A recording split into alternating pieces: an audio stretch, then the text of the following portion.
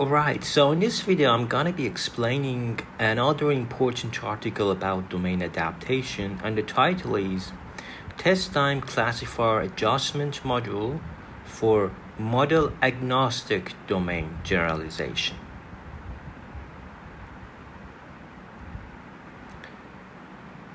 So we are talking about domain generalization. It means that our target is unknown. We are not using the samples of the target for training. We are not using it. So this article in 2021, this paper presents a new algorithm for domain generalization, test time template adjuster, aiming to robustify a model to unknown distribution shift.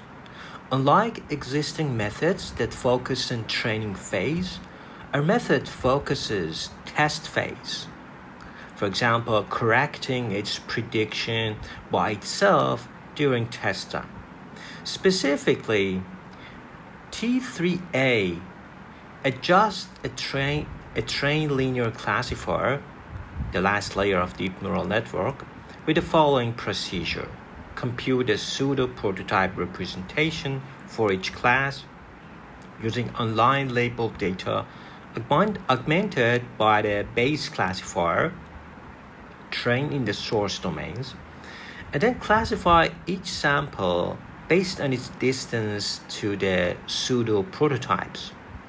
T3A is backpropagation free and modifies only the linear layer. Therefore, the increase in computational cost during the inference is negligible and avoids the catastrophic failure might caused by a stochastic optimization.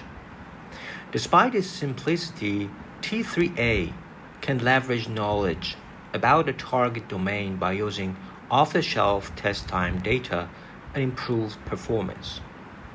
We tested our method of 4 domain generalization benchmarks, namely PAX, VLCS, Office Home, and Terra Incognita, along with various backbone networks, including ResNet. So we assume we have multiple data sets, for example, n sub d number of data sets collected from different domains, for example, in NLP, different corpora. The data sets from domain D contains identically and independently distributed samples characterized by some probability distribution. So the predictor is usually trained on data sets from several source domains. For example, the predictor can be trained by minimizing the empirical risk. So L here is just measuring the prediction error. So in the rest of this paper, optimizing this equation is called ERM, empirical risk minimization. The central branch of domain generalization is domain invariant, because if we decompose our feature space, some of that, maybe most of that, some of that is domain specific, and the rest of that is, domain invariant. The most of that is domain invariant, because it's the semantic nature of that, and the rest of that is domain specific, because it's so tiny, it's just specific to a specific domain. For example, domain I, we have this one, but the rest of that is the same. They are in the same state space.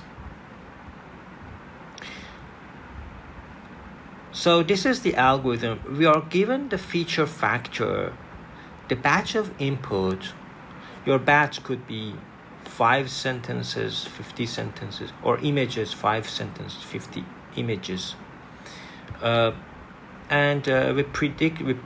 output is prediction for all x inside your batch, where x is drawn from this probability distribution. So in step 1, we adjust the template for class using B, And then we go through this loop. We get the argmax of y, and then we add it to S. Finally, we predict based on distance with the adjusted template, which returns this argmax of gamma. So we assume the predictor is deep neural network obtained by some learning algorithm.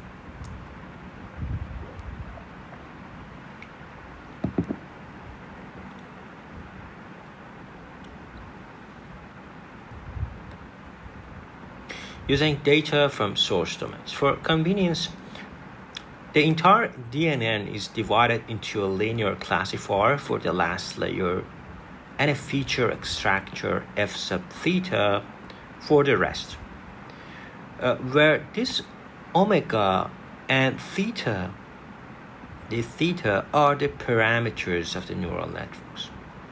In usual domain generalization theta, this f theta here and q sub omega, these two, are used to predict data from the test domain.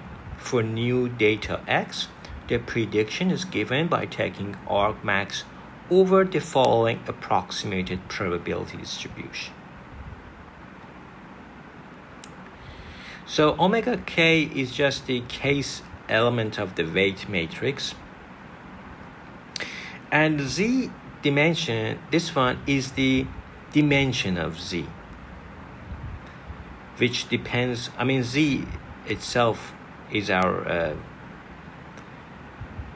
variable, but z sub dim is the dimension of that variable. So omega sub k works as the template of representation for class k. And prediction is done by measuring the distance between template and the representation of input data. Since the template was trained in the source domain, there is no guarantee that it will be good template in a target domain. And we know in domain generalization, target is unknown. It could be anything. And we are not using it for training. So T3A adjusts the template during test time. Assume we have a batch of test data x at time t drawn from target distribution.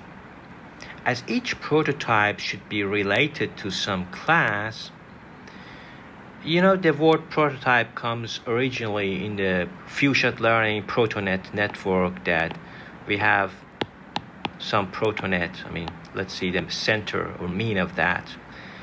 And but it has been used in different paradigm, different articles.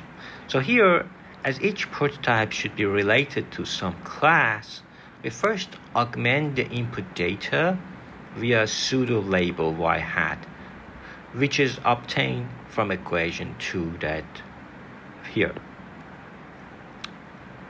Then we obtain the support set as follows. Even the term support set, query set, all of them are, you can watch my playlist on few-shot learning.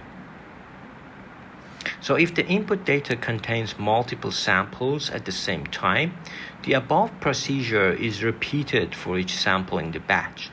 Then prediction is done by taking the argmax over the following adjusted probability distribution.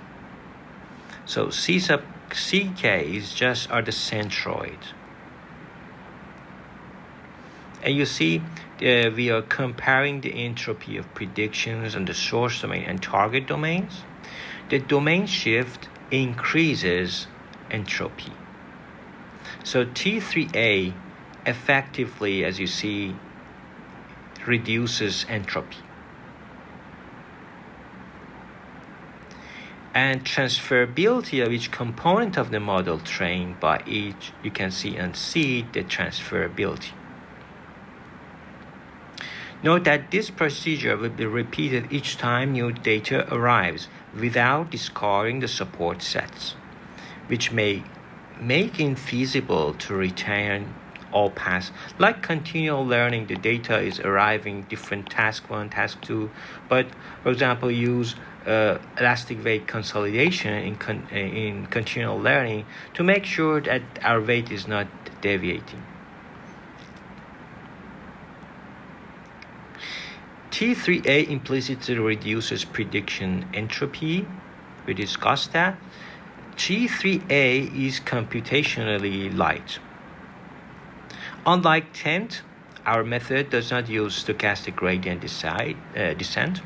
Besides, their representations are fixed, and it is not necessary to repeat the forward propagation of the feature extractor. The only computational overhead is the cost of one forward propagation of the last linear layer, which is usually negligible compared to forward and backward propagation of feature extractors. Since it is not desirable to reduce throughput when considering online prediction, the proposed method is suitable in this respect as well.